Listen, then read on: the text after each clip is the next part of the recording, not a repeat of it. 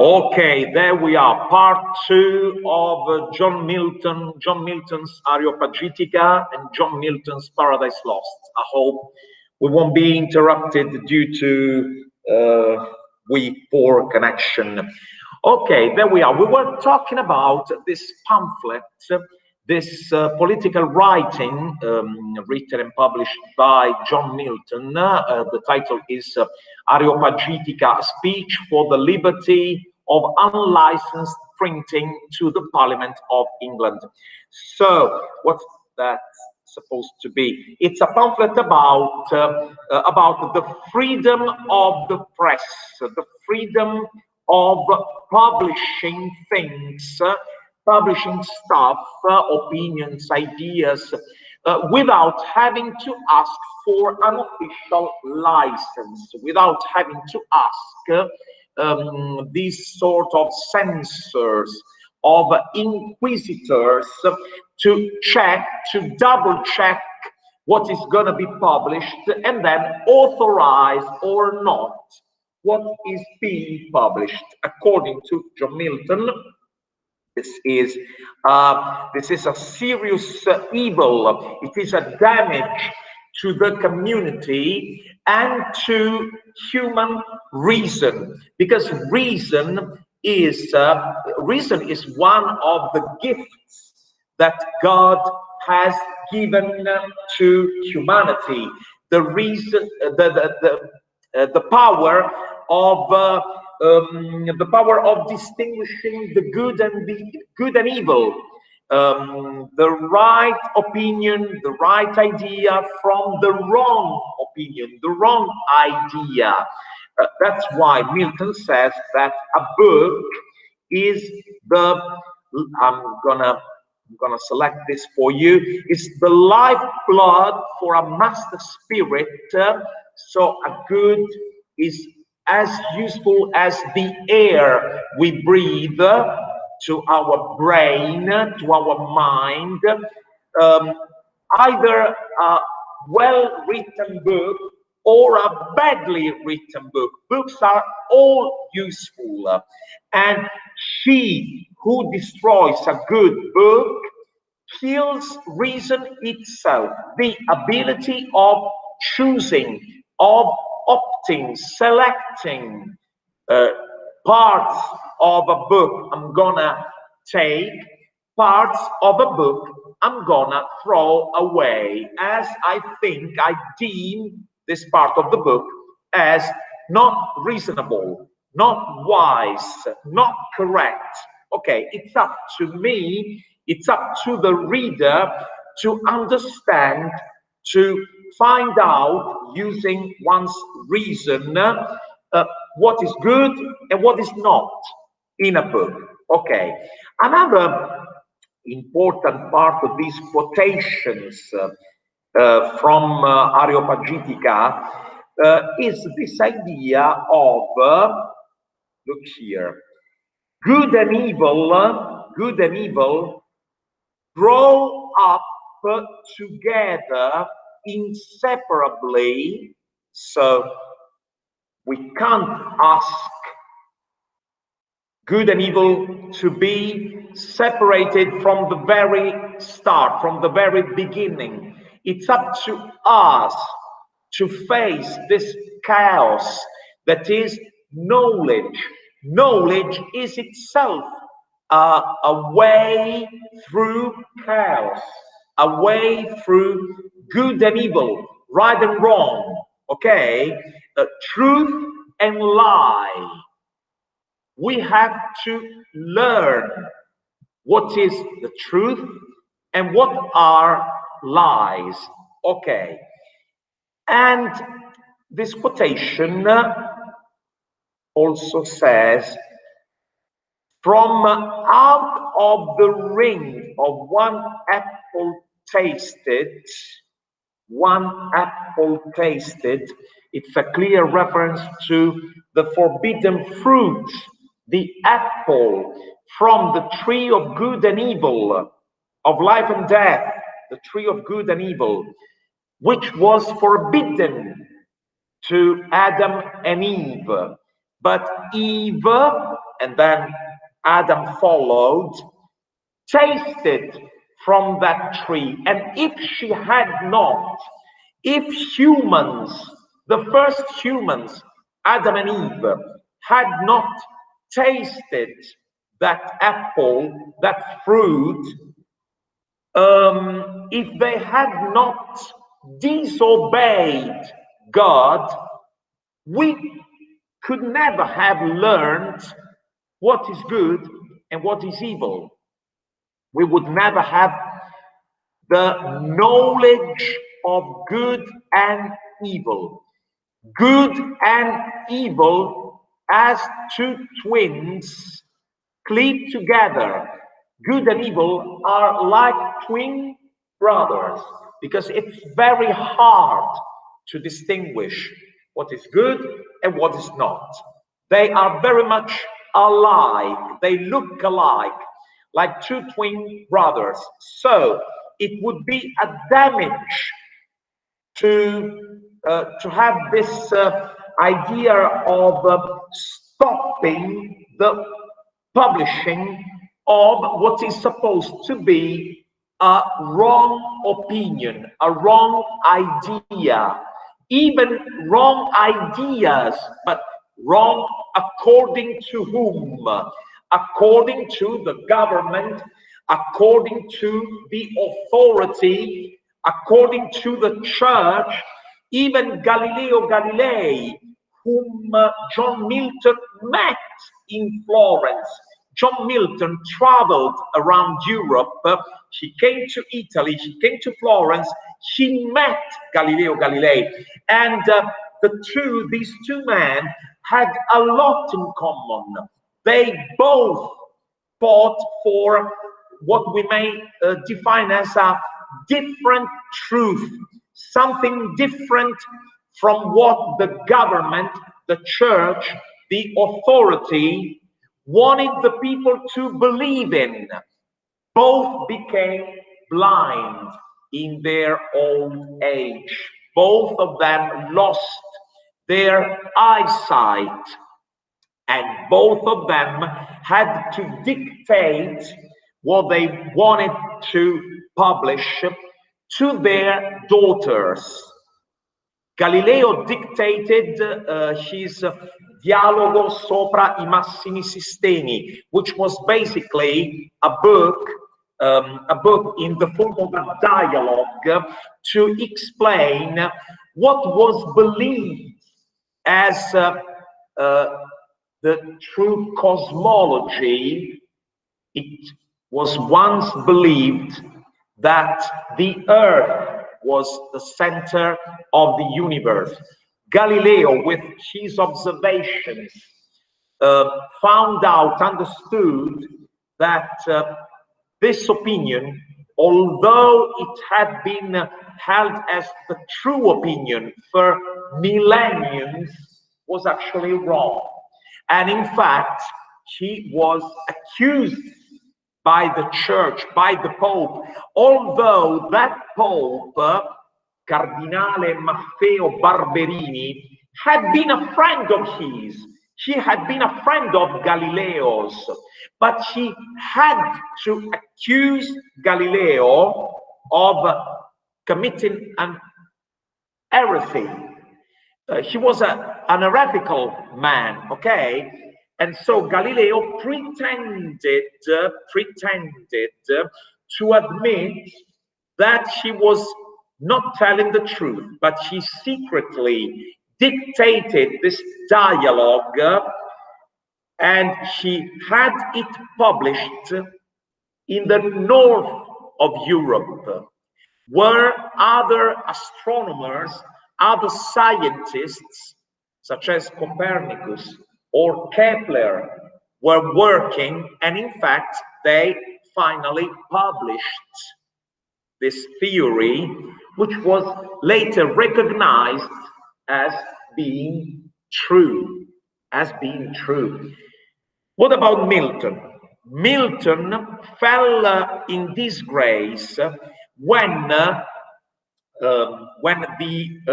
Puritan revolution, which had brought to the Commonwealth, led by Oliver Cromwell at first, and then just for 2 years by his son Richard.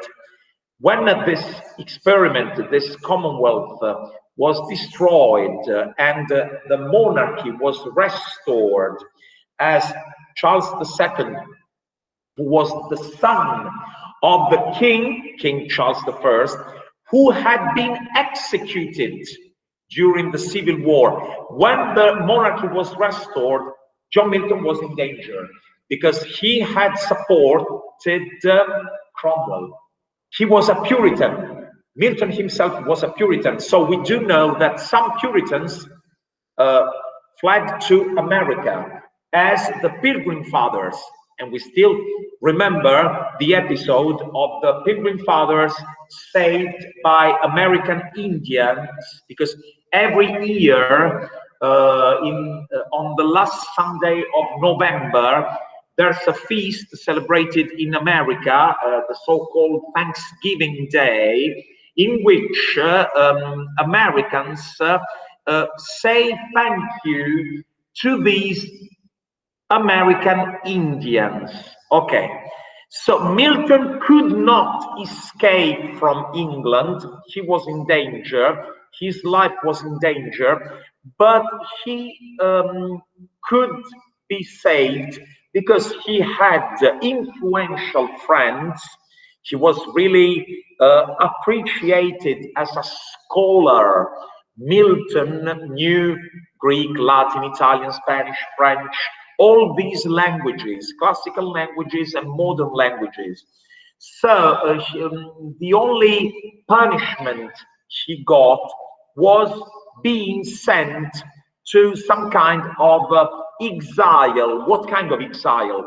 He was banned from active political life. He could not have speeches, public speeches. He could not be a politician anymore. So he retired to his house. He had gone completely blind. And in fact, he wrote a fantastic sonnet entitled On His Blindness, which is about the fact that now he can't see anymore. His life is lived in the darkness. But he basically says that a good Christian, a good spiritual person should be patient and bear this darkness. He says, if my blindness is what God had decided for me, okay, I can take it. I can bear living in this darkness, and I will go on serving God, even though I am blind, even though I live this condition of blindness, of darkness. Okay. But during this homely exile, he wrote 3 huge literary works. The most important, the best known of them is the Paradise Lost. Paradise Lost is a huge epic poem in 12 books, an epic poem in 12 books. And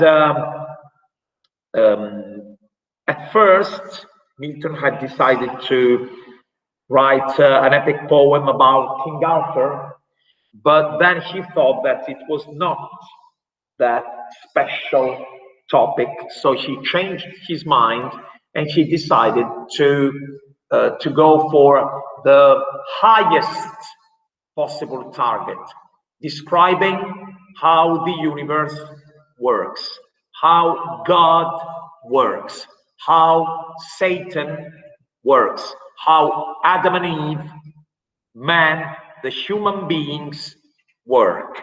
And in fact, in the preamble to this epic poem, Milton says, in this poem of mine, I'm gonna tell you I'm gonna explain to you the ways of God to man. It means I'm gonna tell you why God does the things he does, why God permitted Lucifer to betray him, to rebel against him, why God has permitted evil. Because it is often asked, why does God permit evil to exist? If he is omnipotent, he's omnipotent.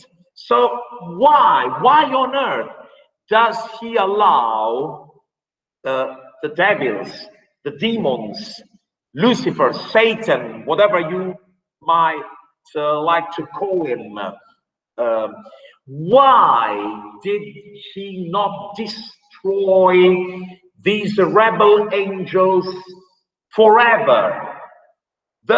We would have a perfect world.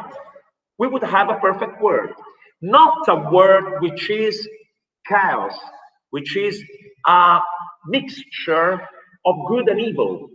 Because even in the Bible, we learn that this world of ours is chaos.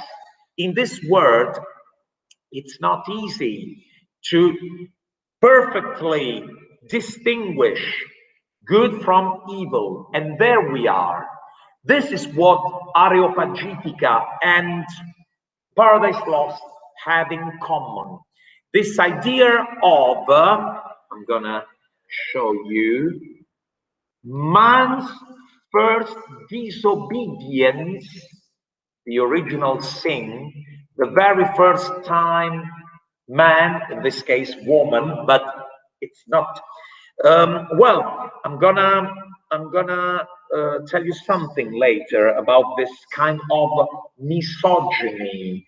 The Bible and Milton share this misogyny, this hate towards women.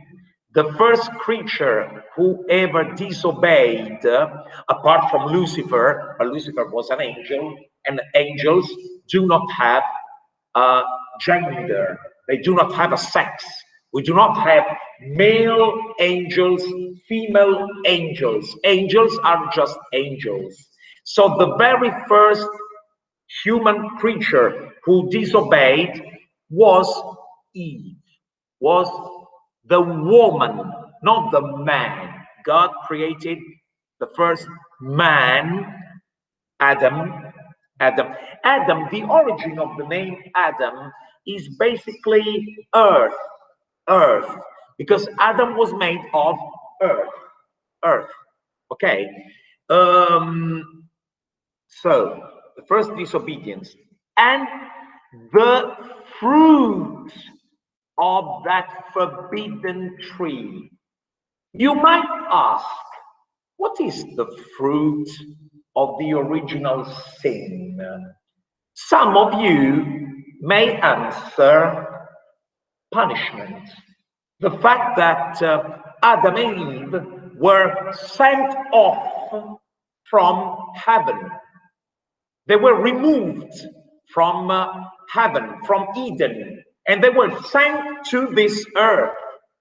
Okay, it may be a right answer. It's part of the answer. Another answer might be the fruit of the first disobedience was sin itself. For the first time, the sin, evil, appeared on earth. Actually, it was Eden, it was heaven, but then on earth, okay? But the real fruit, according to Milton, was knowledge. Knowledge. In fact, I guess you have heard that tree called sometimes the tree of good and evil. Other times it is called the tree of knowledge. the tree of knowledge, the tree of good and evil, or the tree of knowledge, because knowledge, and this is what Paradise Lost and Areopagitica have in common. I can truly say that I know what good is only if I can also distinguish evil. I know what good is if and only if I also know evil. Okay? And in fact, I go on with these quotations from Paradise Lost. Our reason is our law. We live law to ourselves. We have reason. We have reason. Our reason, what John Donne had defined as God's instrument inside us, but John Donne wanted to show, John Donne was a truly Protestant Anglican, so he believed in the bondage of the will. John Donne said that reason is unable to choose good. Reason is bound, our will is bound to choose evil. John Milton says that it's not like that. Our reason is made for telling us what is good and what is bad, what is right and what is wrong. Okay? And Milton says, God-like erect, for contemplation she enveloped formed. So Milton is telling us in Paradise Lost that Adam, so the man has been created for contemplation and for valor. So the real reasoning creature is man, not woman. In fact, she says, for softness and grace and beauty, she. So according to Milton, the qualities of a woman are beauty and grace, not reason. So basically, Eve loved Adam for his reason. Adam did not love Eve for her brain, for her reason, but for her beauty, for her grace. This is Milton's misogyny. Milton somehow wrote down some kind of male superiority. Man is the stronger side of humanity because man is made for using his reason. Woman was created for grace, beauty, softness. And then she says, she for God only. She for God in him.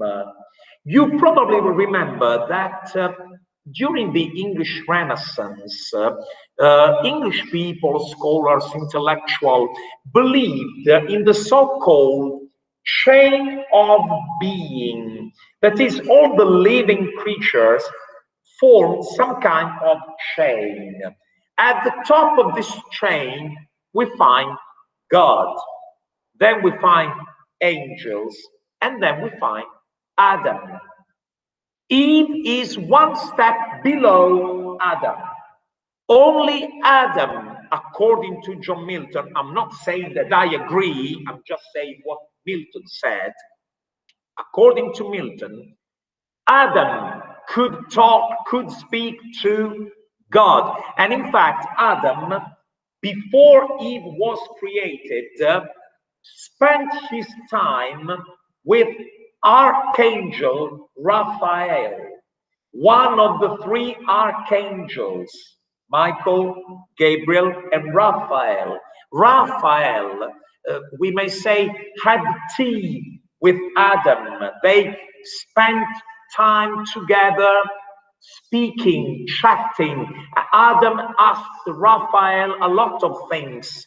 What is the universe like? What is heaven like? What are the stars? What is light made of? And Raphael answered his questions whenever he could. Other times, she said, it's none of your business. You're just a man. These are things you cannot know. You do not have to know. It's God's business. Other times, Raphael answered Adam's questions. Then Adam asked for a mate, for a friend, and Eve was created. Eve was made, okay, of one of Adam's bones.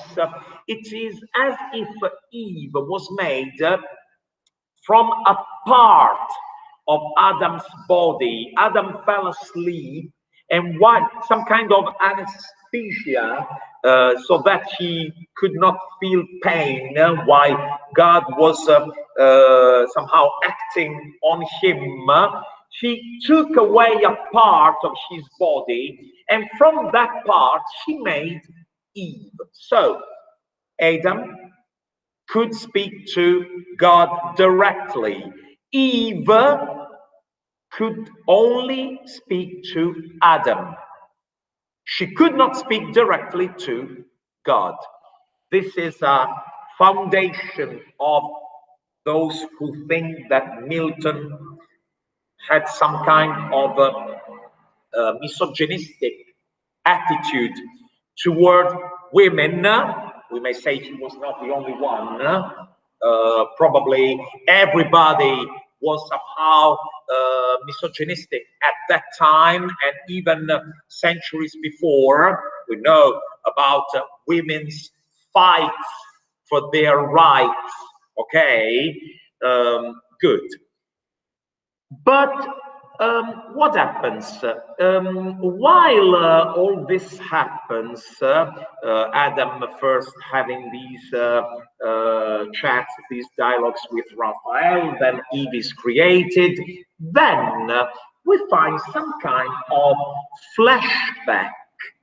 That is, Milton takes us to those 9 days, 9 days during which God was creating the universe. What was happening during those days? The rebellion of the angels. So we find a flashback about Lucifer's betrayal of God. Lucifer, the first of all angels, decided to rebel against God because basically he did not like to be the second best. He wanted to be the best. This is the real motivation for Lucifer to rebel against God. But Lucifer, which then starts to be called Satan or a demon, a devil, he stops being an angel after this fight between the angels, led by another archangel, that is Michael. Michael is the archangel usually described as carrying a sword. So Michael led the angels, the good angels. Lucifer, of course, led the rebel angels. They were defeated, so they fell from heaven, they fell through chaos, they fell down to hell. Hell. When they wake up, they immediately start wondering, what shall we do now? When they wake up in this terrible place, flames, fire everywhere. It was hell. It was terrible. And this is when Satan, because now we must not call him Lucifer anymore. From now on, he is Satan. Satan starts giving these speeches, which make so many people fall in love with Satan. In fact, a lot of people think that Milton really admired Satan, supported Satan, because Satan looks like a very very powerful creature. Satan was gorgeous.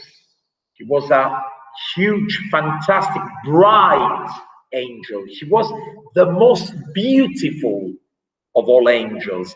Then, as the story goes, he somehow turns into lower and lower creatures. First, he turns himself to a lion. Why a lion? Because the lion is the king of all animals. So he first turns to a lion, then finally to a snake. Why a snake? But not just a snake. You know that snakes can hypnotize you. Snakes can be wonderful. They have such a wonderful skin. And why a snake? Because Satan, when he decided to go back to Eden, and he tried to, he was like, okay, let's see what God has created.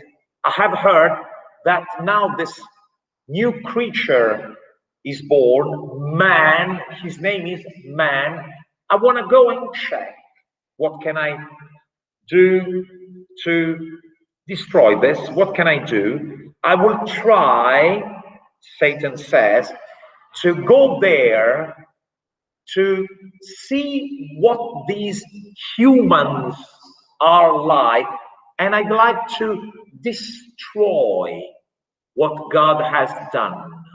This is why he disguised as an angel. It was easy for him because he used to be an angel, so he could enter Eden, the Garden of Eden, where Adam and Eve were living happily. They still did not know what the evil is. Okay, so Milton, it is as if Milton were asking us, but was that a happy life? Can I say that I am living an honest life, a happy life, if I do not know evil, if I have not had the chance of choosing? I may say that I'm happy now because I might have made a mistake, but I didn't. So I'm happy now. If, look, a newborn child, is it really innocent? If you think back of Dante's Inferno, newborn children who still have not been baptized do not go to paradise. They are in some kind of limbo. They live in some kind of limbo. Because how can they deserve heaven? paradiso? How can they deserve it if they have not had the chance of facing evil and deciding, I will not choose evil, I will choose good. So that's why you're saved. Okay, okay. In our next lesson, we are gonna go deeper in Paradise Lost and in what happened when Satan, in the form of a snake, tempted Eve. She decided to tempt Eve.